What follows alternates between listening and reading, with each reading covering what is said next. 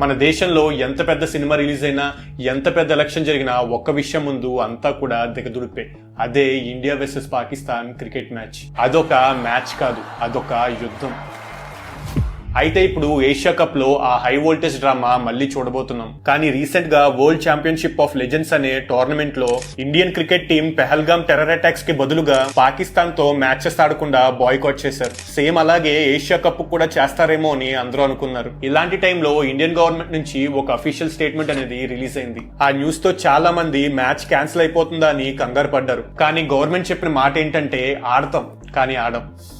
అర్థం కాలే కదా, సింపుల్ గా చెప్తా వినండి. ఇది ఎలా ఉందంటే ఇద్దరు పక్క ఇంట్లో వాళ్ళు గొడవ పడ్డారనుకోండి, గవర్నమెంట్ పాలసీ ప్రకారం బైలాటరల్ సిరీస్ అంటే మనం వాళ్ళ ఇంటికి వెళ్ళి ఆడం, వాళ్ళు మన ఇంటికి వచ్చి ఆడకూడదు, ఫుల్ నో ఎంట్రీ. 2012 నుంచి ఇదే రూల్. మా ఇంటికి రావద్దు, మేము మీ ఇంటికి రామని బోర్డు పెట్టేశారు. మరి ఏషియా కప్ లో ఎలా ఆడతారు?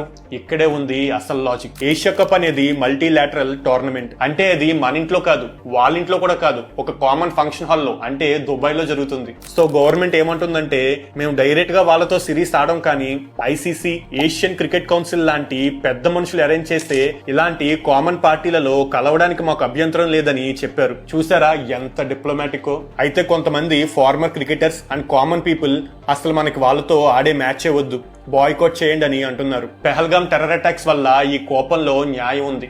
కానీ గవర్నమెంట్ అయితే ఫైనల్ గా చెప్పేసింది మ్యాచ్ అయితే జరుగుతుందని చెప్పి. సో ఫైనల్ గా తెలియంది ఏంటంటే ఇండియా పాకిస్తాన్ మధ్య డైరెక్ట్ పెళ్లి సంబంధాలు లేవు, కానీ ఒక కామన్ రిలేటివ్స్ ఫంక్షన్ లో మాత్రం కలిసి భోజనం చేయొచ్చు. అయితే ఈ డెసిషన్ మీద మీ ఒపీనియన్ ఏంటి? ఇండియా పాకిస్తాన్ తో మ్యాచ్ ఆడాలా లేక బాయ్కాట్ చేయాలా?